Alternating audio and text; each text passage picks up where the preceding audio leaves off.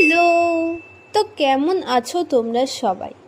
আর সেদিন আমি সকাল সকাল নতুন জামা পরে রেডি হয়ে গেছি রথতলায় যাব বলে।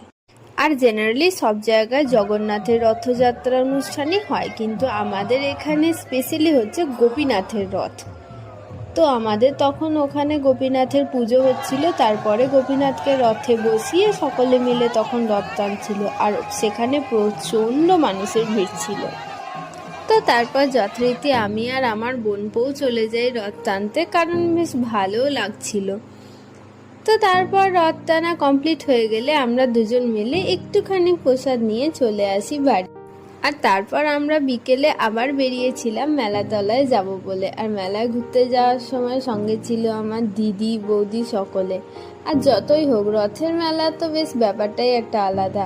তো মেলায় গিয়ে আমরা কিছু মিছু খেয়ে চলে আসি বাড়ি।